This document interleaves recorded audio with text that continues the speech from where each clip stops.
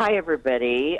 This is Jean Ketcham. I'm CEO of Aging But Dangerous, and we have two great guests with us today.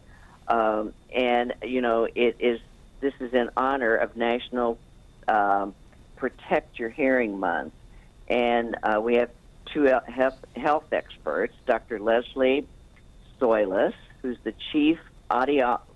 Okay, you guys have to help me if I mispronounce this. Audiologist. You are doing for HearingLife. awesome. Okay, for HearingLife, and the spokesperson for the National Campaign for Better Hearing, Tina Soika. Okay, you guys, welcome. Thank you. This is so perfect for me because I am starting to really have a hearing problem, and I don't want to waste a lot of time here talking about this, but my husband had a hearing problem for many, many years, and I threatened to divorce him if he didn't go and get hearing aids and everything. Yep. And he did, but now I'm going through it, and I keep putting it off. And okay, so tell me, Leslie, how do we identify hearing loss in ourselves? Because I think I've got it, but I'm not sure. Yeah, Jean, there are key indicators. One would be if you are in a restaurant situation and you're finding that it's increasingly difficult for you to keep tabs on the conversation. You're having to lean in, you're doing a little bit of lip reading to close the gap. Another indicator would be if you have to turn the volume on the TV up louder than what's comfortable for family members and friends. The last one, listen to this one though. Tell me if you recognize this in yourself. Frequently having to ask people to repeat themselves. Huh? Yes. What? Every single one of those things I'm going through. Yes. Every single one. Now, this is what I want to know, and Tina, maybe you can answer this question. You know, I know you said 48 million Americans have some degree of hearing loss. Well, why are we reluctant, which is what I'm going through right now and what my husband went through? Why are we so reluctant to get assessed? Why does that bother us so much? It's such a great question, Jean. I think there's a couple reasons why. I think one of the main reasons is people perceive a stigma tied to hearing loss. They associate hearing loss with getting older, and of course none of us wants to admit to getting older. I think that's part of the reason. I think the other reason, Jean, is sort of what you might be experiencing right now. I think I have a problem, I'm not sure. Hearing loss happens so gradually over time that as the time goes on, you're missing out more and more, but you may not be aware of it. And I think that's part of the thing that holds people back as well. They're not really sure. Mm-hmm. Yeah. Oh, excuse me, I've got a cold. I think you're so right. I don't know why I'm fighting it so much, but it is. It's like, do I really have to wear a hearing aid? And, you know, blah, blah, blah, all that stuff. But, and I seem to be, you know, I'm one of these people that really does confront my age and everything. But like you said, it doesn't matter what age you are. You know, it can happen. That's right. So what happens if you don't treat the hearing loss?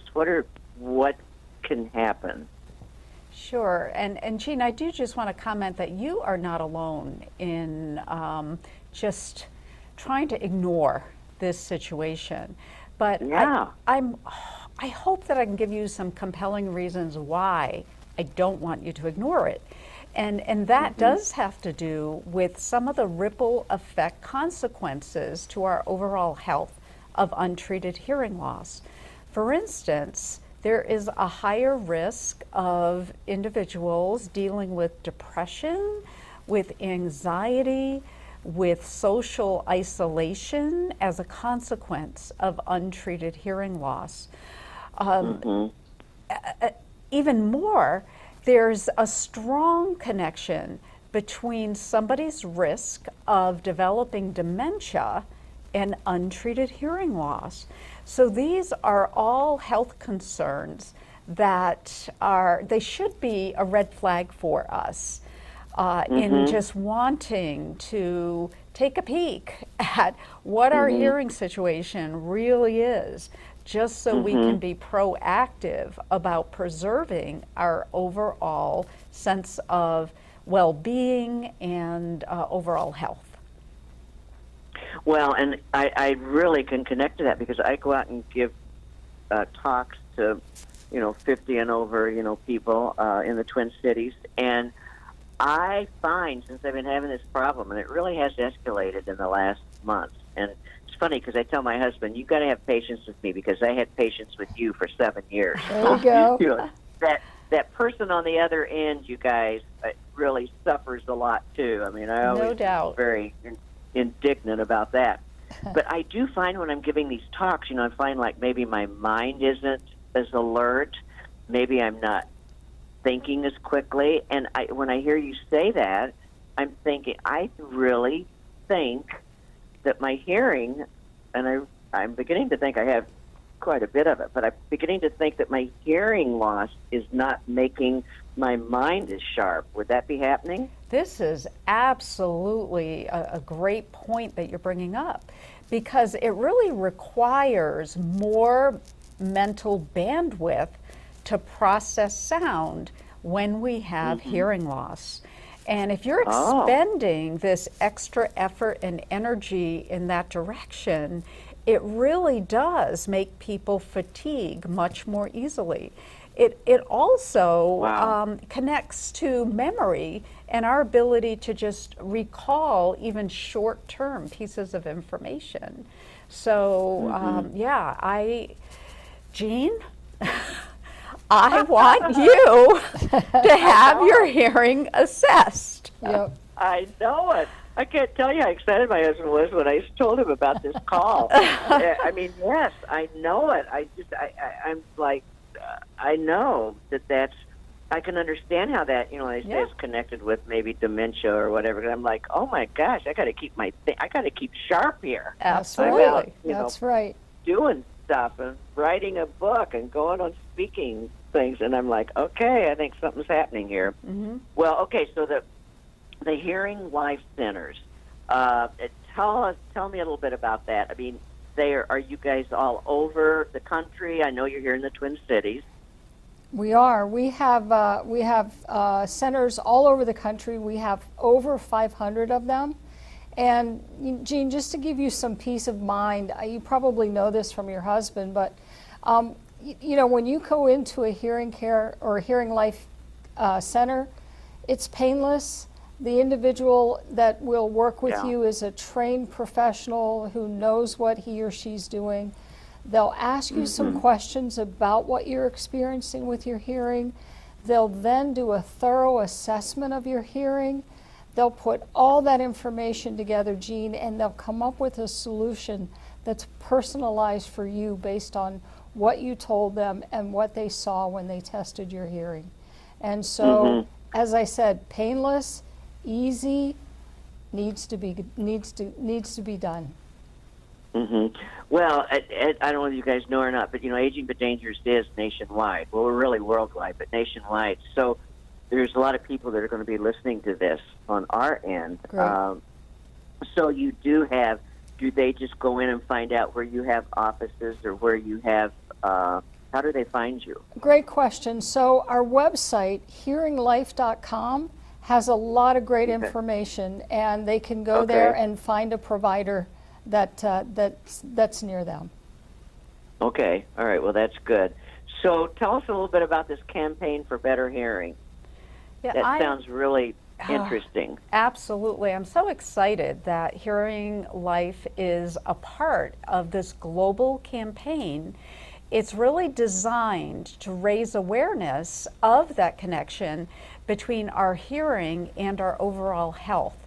And we're doing that by trying to get people to put their own personal hearing care on their healthcare agenda. We provide complimentary hearing assessments to anybody 60 years and older at all of our Hearing Life centers. So it's a fantastic program. We're looking to take obstacles out of the way of people getting that information that they need so that they can make really good choices for themselves. Mm-hmm. Well, I know that my husband has gone through several different hearing aids, and so when somebody comes there and gets tested, do you provide them or suggest a certain hearing aid for them? Because I know there's a lot of hearing aids out there. There are, and that's one of our jobs in as the expert hearing care professional. It's to be able to sift through what the individual's needs are, to understand the various technologies available, and make a strong recommendation that's personalized for that individual's hearing needs. Mm-hmm. And hearing aids are really not covered on insurance, right? In some cases they are, in some cases they're not. But what I would encourage people to do, Jean, is go talk to someone, go into a HearingLife center, because there's probably a solution for you, whether the hearing aids are covered or not. Well, that's good. That's very good to know. I mean, that's, you just, if somebody can get, help with, that amount of money and stuff. I mean, that's just the first step is to get in and get your hearing tested. You've got it, Jean. That's so right. And then go from there. Yep. Well, I love it that I was talking to you guys, because I thought, boy, how appropriate. I'm going through this. Mm-hmm. I've been fighting it. I just will not give in to it. And I'm like, you know what? I've got to get it taken care of, because it's kind of scary when you think about, if you don't take care of it, the things that can happen. Yeah, absolutely. And Jean, you deserve the best that life has to offer. Go get your hearing checked, because you'll be glad you did. You really will.